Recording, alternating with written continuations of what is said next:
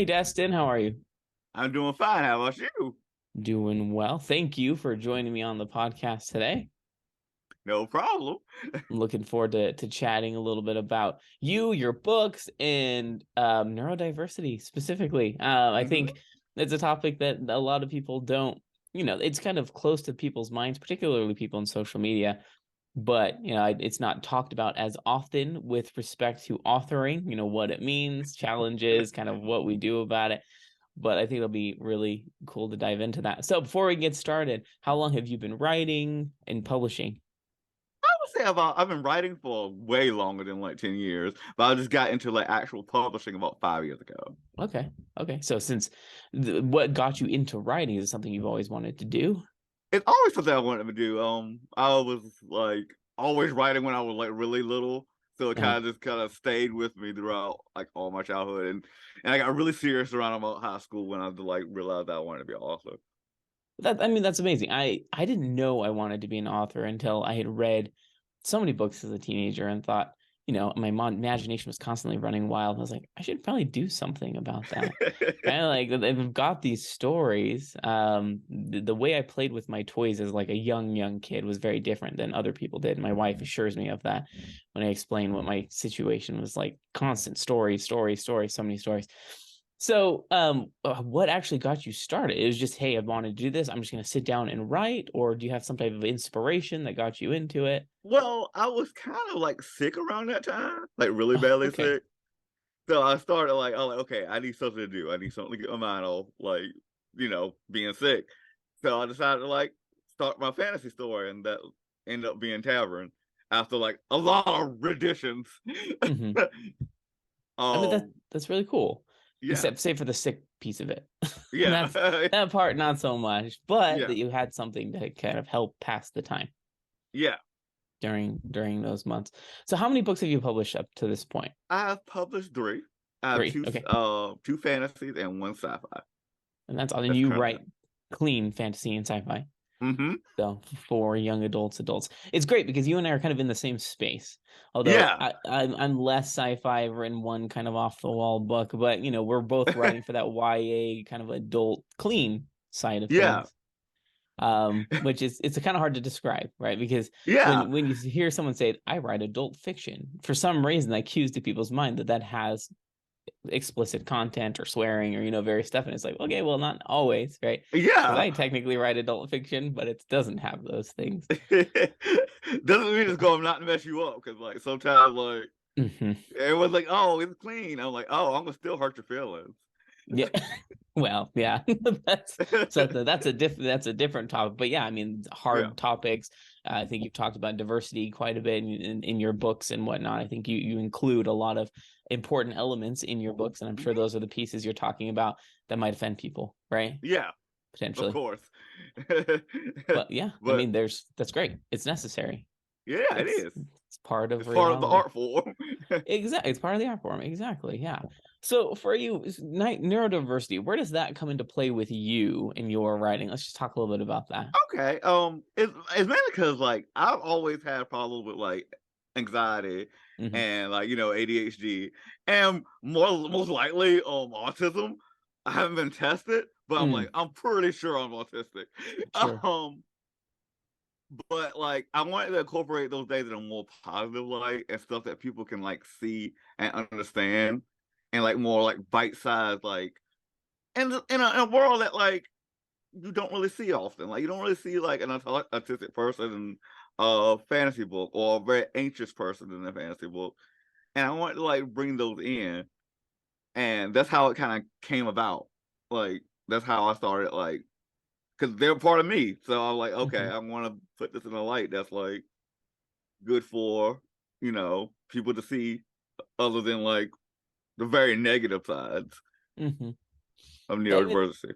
the thing that's really amazing that you thought about that because I agree with you. Like you don't see that often in books. A lot of the times, mental challenges or things like ADHD, anxiety, those things maybe are slightly mentioned, but they're not like a piece of the characters. They don't really feel very, I guess, realistic.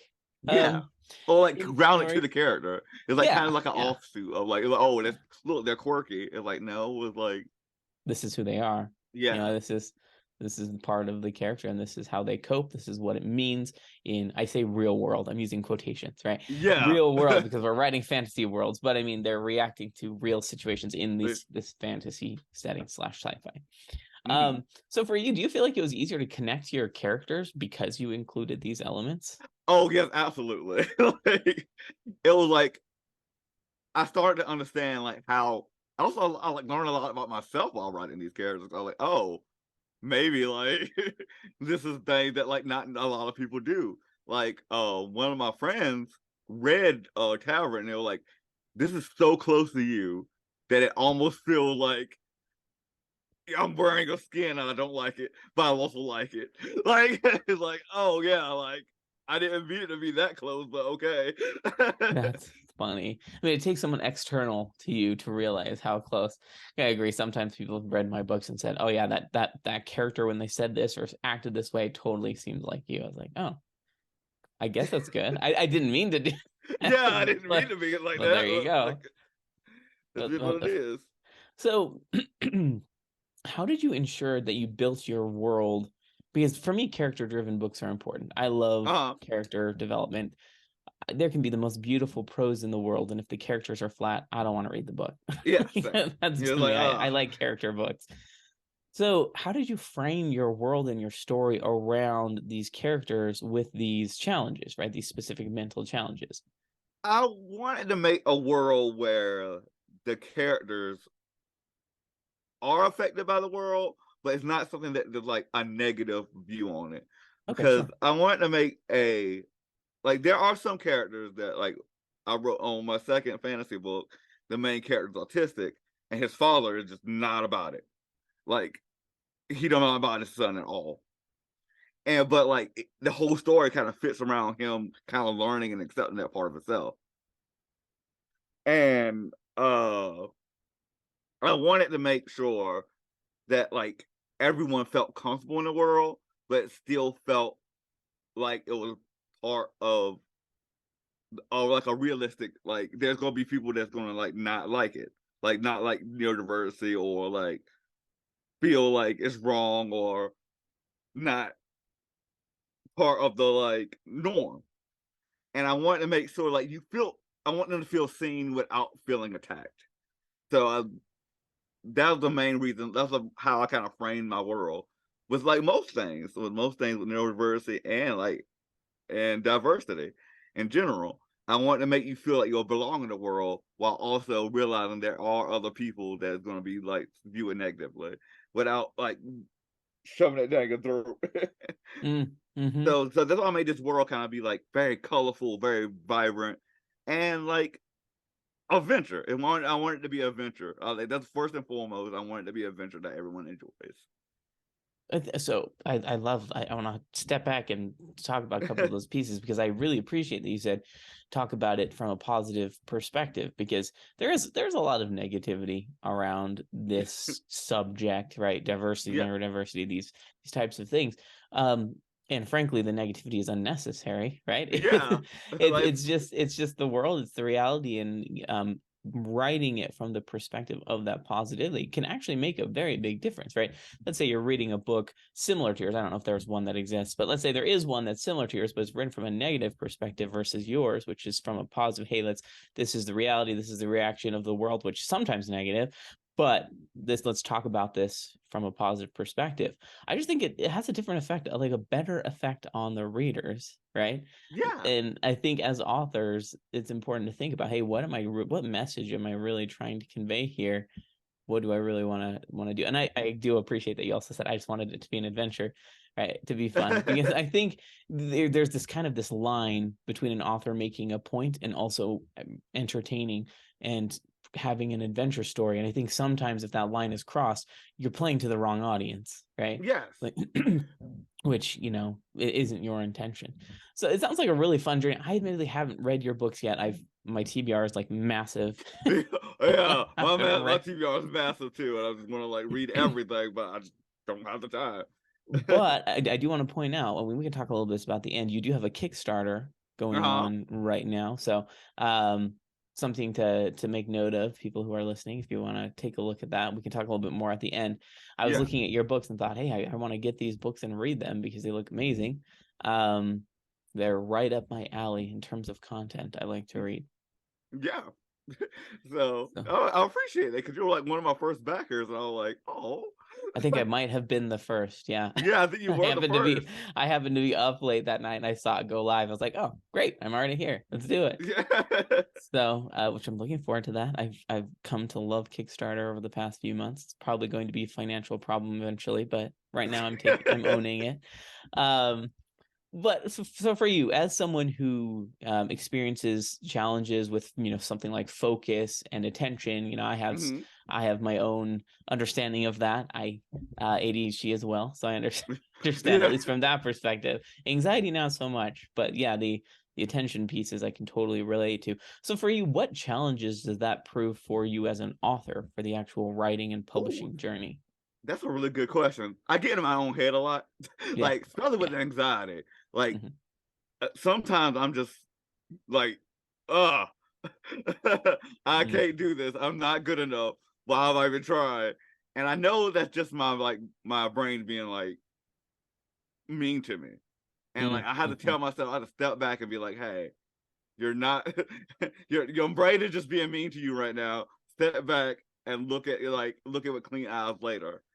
Because like there's sometimes when I'm writing, especially in the first draft, I'm like, this is just the worst.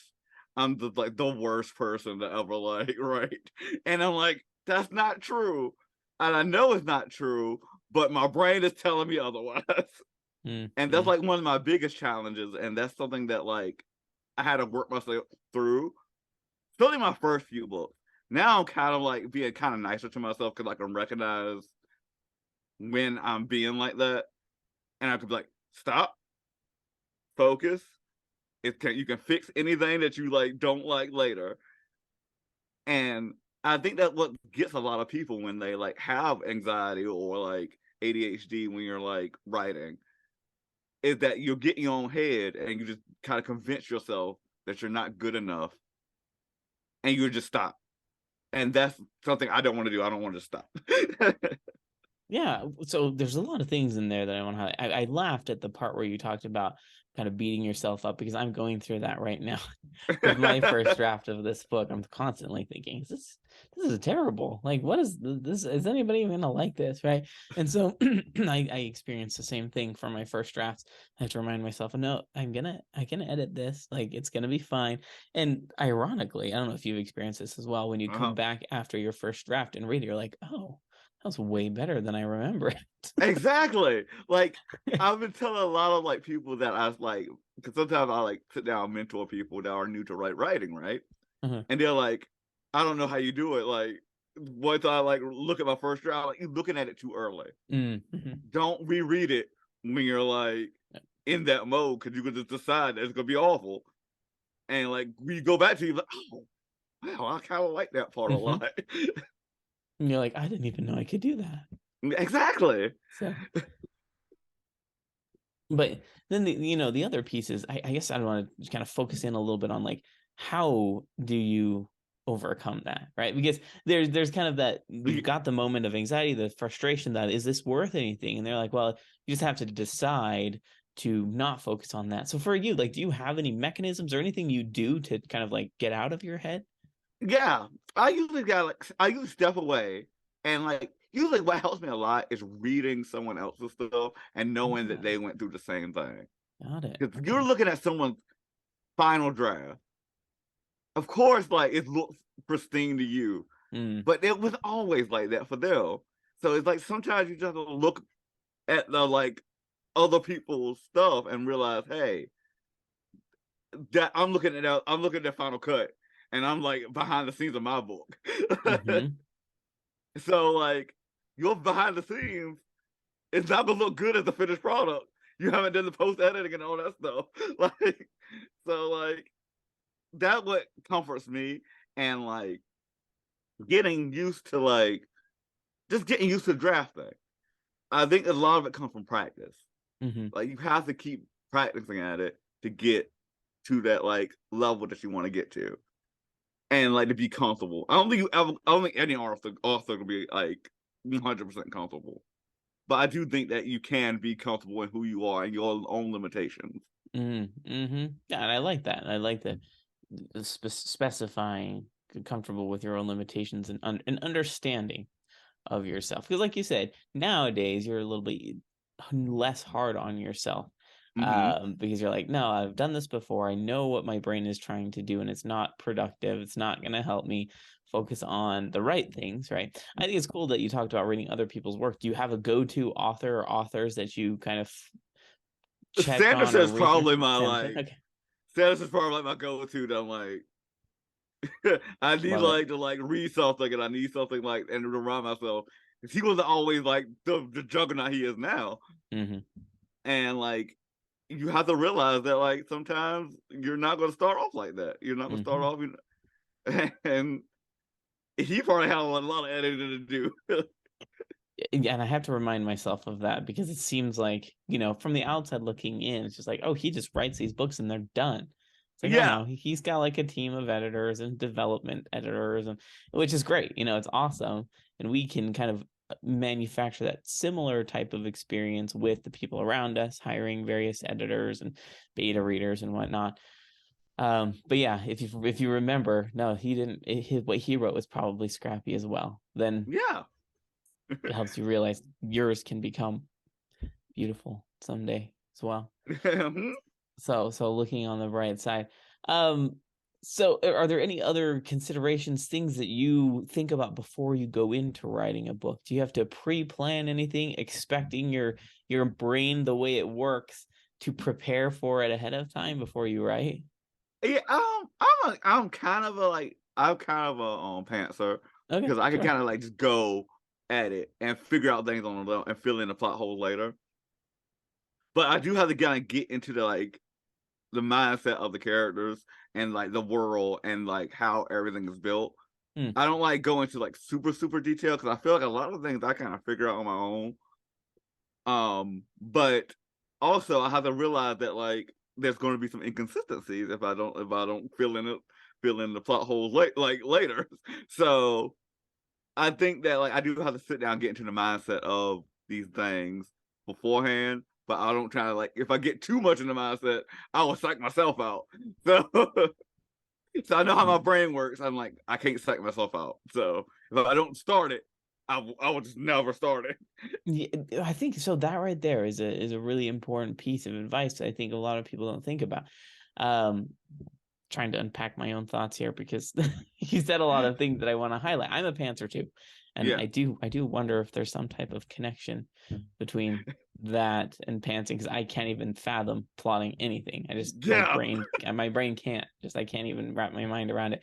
But agreed, yeah, kind of have an idea of the characters, the plot. A lot of the plot and world comes out as I'm writing. Like, oh, this world didn't work the way I thought it would at the beginning. So for the draft I'm working on now, I know I have to go back and edit the first probably 4 or 5 chapters because the way the world became. I'm like, okay, Yeah. well, here I like it now. I'm glad I got to this point, but now I have to go back and make some updates to the previous chapters to match where I am now.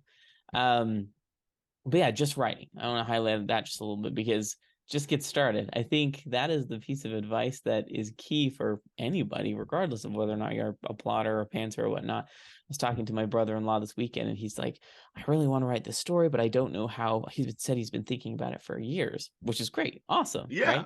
right? But he hasn't just started. He's like, "Because I don't know, I don't know how to start. Like, I don't know where the characters are going to go, the character development." I was like, well, just start. Like, you just write. Yeah. Start something, and you'll be surprised how quickly you figure it out. He's like, I guess I've never thought about that. But yeah, if you don't get started, you'll probably never get started. At least that's Yeah. how it is for me.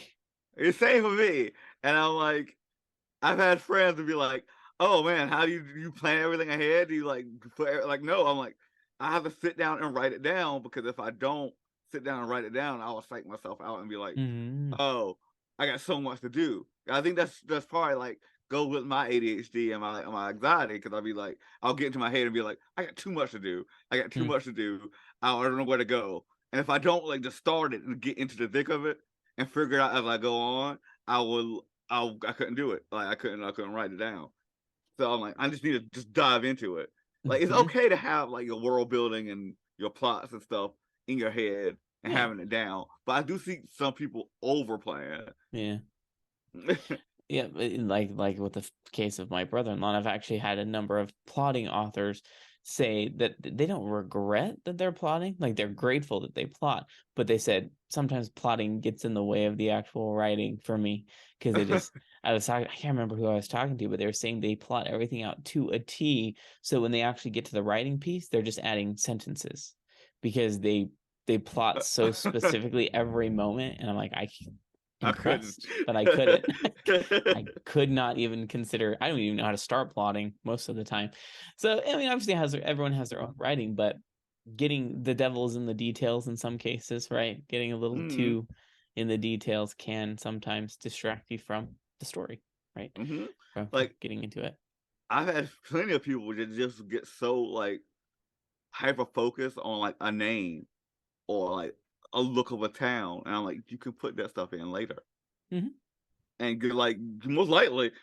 There are times that like I had characters that like I didn't even know their name. I just put something up down, and then like later on, like, oh, that's their name. Hmm.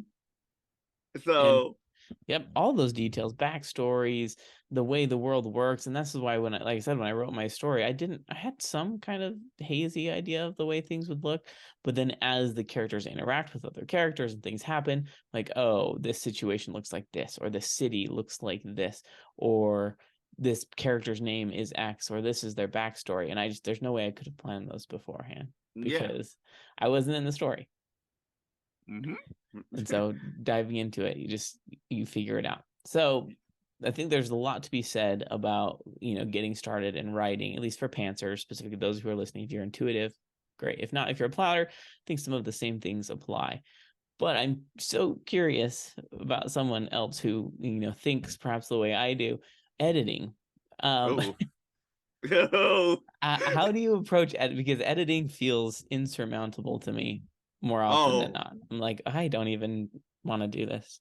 that's my like biggest anxiety in my like turn like all my writing is like when I'm sitting down and drafting, I'm like, I can do this. But Yeah. when I'm Yeah. editing, I'm like, Oh, can I do like okay.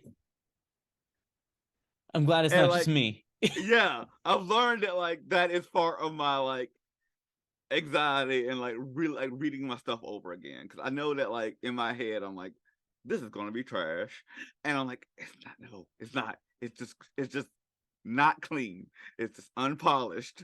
Like, and like I think that what people need to like realize that like going into editing is going to be scary, regardless of what you do and how much you edit. Like during your story, you'll go back to your story and you'll be like, when you see the amount of stuff you gotta edit, you're just like, you gotta take a deep breath and just go for it because like it's gonna it's gonna hit you. It's gonna hit you. The editing is gonna be tough, No, there's regardless if you're definitely. like neurotypical or neurodivergent. Hmm. It's gonna be tough for you regardless. Hmm. So you gotta like sit down and just do it. Agree. And I think, yeah, the just starting piece applies there as well. Because for me, whenever I have to approach editing, I feel like it's this massive mountain. Like there's no way, I don't even know how to start because it's just this huge. And I don't know, but I write longer books. I don't know Yeah, why I do. I I don't do know too. how. Okay, so you understand, right? When you've got this 170,000 word manuscript that needs to be edited, I'm like, that's a Like, why did I do mountain. this to myself? Yeah, I'm like, why did I do this? Right. But just getting started. I think for me, this is gonna be like I don't want this to be dangerous in the way I say this because I almost have to turn off parts of my brain when I'm going into editing because I guess there are some elements of anxiety that I experience when I'm reading because there's no way I can remember commas. I can't remember like I'm constantly afraid that as I'm reading a paragraph, I'm like, did I miss something? Like maybe I missed something. Let me go back and read it again. Right. And so I'm just like over analyzing because I don't remember grammar. Like that's not my forte. That's what editors are for. That's why I pay Yeah, editors because they know that stuff. I'm like, I don't know all this. And then I get in my head about it too. I'm like, oh Hmm. man, I don't know all this. Am I a good writer? I'm like, I don't know, stop.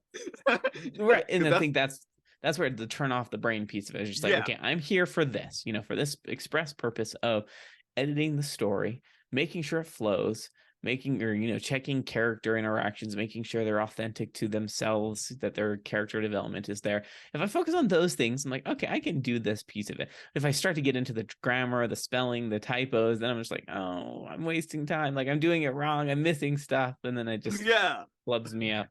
And like you gotta realize that like in that I think what a lot of people don't realize when editing is like at the end of the day you're not gonna be alone when you're editing Mhm. because you're gonna like have someone else look at it. So don't focus on what your like weaknesses are. Like myself with grammar. Like you can't focus on too much on that because that's not your strength. And like the way you can Mhm. work on your strengths. And you just need to find an editor that can work with you and that's their strength. And that's the like very important part about like starting editing because like when you first start editing you not know what you're gonna do what to do so Yeah, I like that. I appreciate that you mentioned the you're not alone in it, and sometimes it's hard to remember that because you are gonna have beta readers, you're gonna have hopefully possibly yeah alpha readers, editors, whether that's developmental or the line edits and whatnot. And so trying to remember that okay, yeah, I'm not doing this myself. I don't have to beat myself up when I miss a period or something. Then I can relax and actually read it as a reader, right? yeah Read it from with like an analytical critical perspective, from a reader perspective. That's why I think taking a break is helpful. I mean, I don't know how yeah long you take breaks when you finish your first draft and when you come back. I try to upwards of a month, sometimes longer, depends on what else I'm working on, but come yeah back with a it's not fresh the same for perspective. me usually I like shelf it for a while because if I look at it like as soon as like I finish it it's gonna it's still too fresh Mm-hmm. like the things are too fresh and I don't want to like spoil it. It's got like Mm-hmm. it's like fermenting something. It's like I just put it in the shelf. It'll be better later. Like Mm-hmm. Yep, and it will. I mean, to be honest, it will be better later when you come back to it. It's the human brain is so complex, whether you're it neurotypical is. or neurodiverse, right? It's just a complicated bunch of methods, mess of methods. So last thing I want to touch on as an Uh-huh. author, marketing, Oh finding readers, getting you. I think this is something we're all trying to figure out, yeah. regardless of where we are. Some people have found methods that work. Some people have found their readers, which is amazing. But for you, how do you approach marketing? Oh, it's Uh, tough. I'm still figuring that out. yeah, sure. There's still a lot to go with. Like, but I think the most important part is like interact with people and readers Mm, and learning where to find them. Like so they're hitting like everywhere, and like getting like a reader like maybe going out and like I still haven't done my first book signing yet. I haven't mm, sat down and done a physical book signing yet, and I really want to do that. And I feel like that'd be a good way to meet some people. mhm. And like sometimes you gotta step out your comfort zone and like TikTok was a big one that I had to step out my comfort zone and go, like, I don't know what to do here. I still don't know what I'm doing there. Yeah, It's same. not just you. It's like, I go every day, and I'm just like, and I'm baffled at how long I've been there. Just like, what am I even doing? Right? I don't even remember what I'm doing. But yeah, and I think that's what you said is it's okay. Give yourself the null or how do I say this? Give yourself a break, so to speak, when it comes to marketing, because mhm. it's your books are there forever. You've got time. Um, Try not to be in a hurry and just try different things, see what works and what doesn't. Um, and I think more than anything, be a little more outgoing. That's the harder Yeah. pieces. Like you said, interact with your audience, meet people, create that community. It's very challenging. I'm introverted, so for me, Oh yeah, I'm definitely that's introverted. overwhelming. It's Like I'm a, good at like put it on like the introverted face, yeah, but for me. I'm definitely like introverted. I'm just, sometimes I Hmm. gotta shut down. But also I know that like people want to be interested in like in the author and who they are. And I've learned to like be able to talk to my books to like people that anyone asks. Yeah. And, like getting the pitches is tough though. Like sometimes like they're like, "What's your book about?" And I'm like, I don't know. Like, It's what do you so It is expect?" so ironic how hard that question is to answer because you know your book so intimately because you wrote it and you're like, oh, I know what it's about, but I can't tell you Exactly. Like, what it's about. oh, do you like do you want the cliff notes? Like, I almost feel like I need to write down like like a shorthand business card and then just hand them the card when they ask me what the book is about. Just here, just read this. yeah, because like That's what I it's can't about. explain it off the top of my head. For some reason, every time I try, it sounds so cheesy. It Like does. I didn't think this was cheesy when I was writing it, and it's not. People are in there like, no, it's not cheesy. But when you try and say it, oh, that's wildly cheesy, You're like, oh man, like no, why would anyone read this? And you're like, right? no, I wrote this. What do you mean? I read this. Like, Yeah, and there's a bunch of people that have liked it. I mean, you've got tons of reviews on some of your first books, and those are the actual things we should be speaking to. So when we're talking about our books, we shouldn't feel so embarrassed about yeah, it because people like them. yeah, Of course, there's some people that don't, but there will always be people out there yeah. that don't. You're not gonna be everyone's cup of tea. Yeah, exactly. And as long as you accept that, that's totally fine. But Hmm. yeah, the marketing piece, I commend you on that. I'm still trying to figure it out as well. I don't think no one actually knows.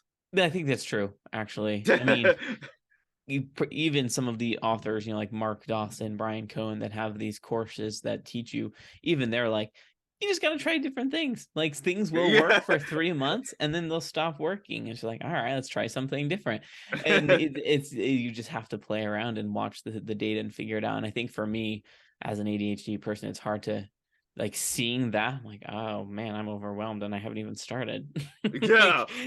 Like figuring out the official ads, marketing, I don't plan my social media posts. I don't know if you Yeah. do. I try to at least do like a few every day, but like it's not. It's like, That's me. Yeah. oh. It's kind of like off the cuff. A lot of content creators will say you should plan out your content over the next month. And I'm like, no, No. that is not how I work. I'm not gonna do that. I'm not. I just know if I try, I will waste hours thinking and not going anywhere. Yeah. So, but I like it. I like that you said at the beginning, you just had to accept, just got to be myself. That's the important in my writing, in my marketing, in the way I work with other people, not be afraid to just be myself, be authentic. And people will find you that appreciate Yeah. you and your work. And others might leave, and that's fine.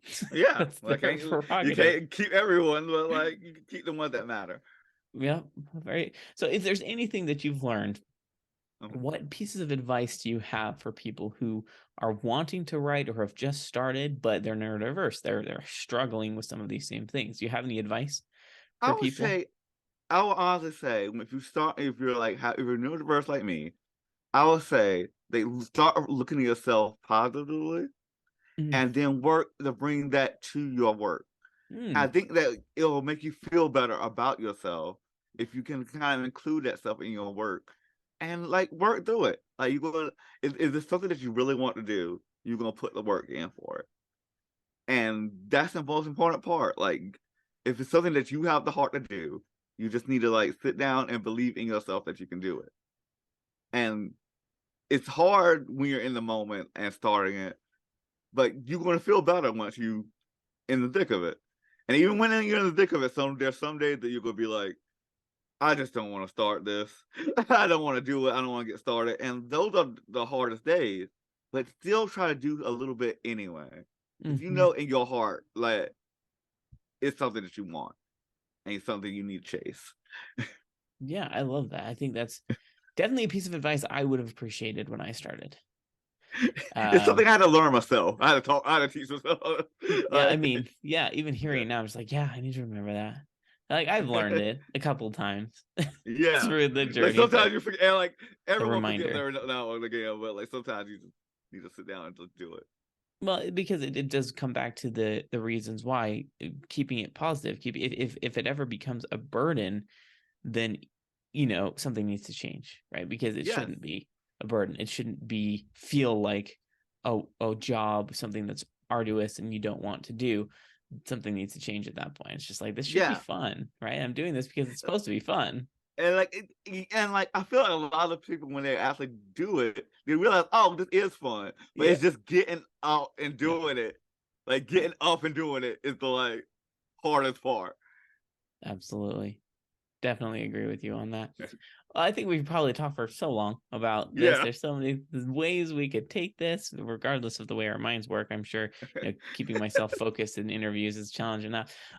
But before we end here, I'd love to ask, where can people find more information about you and your books and your Kickstarter? All right. You can find me on Twitter at Sir Buffalo Night. Oh, cool. You can find me on Facebook as DJ Munden or Deston Munden. And you can find me on TikTok as also DJ Munden. And I should have all my Kickstarter information, and you can just search my name, Deston J. Munden, in Kickstarter. It should be like you should be able to see it. It's called Dark Gas Chronicles and Dust Orbit Blues. That's my Kickstarter name, and please help because we're almost there. We're at 66% almost. Awesome. So Well, keep at it, great. and I. Well, thank you so much. I appreciate your time. This has been excellent. All right.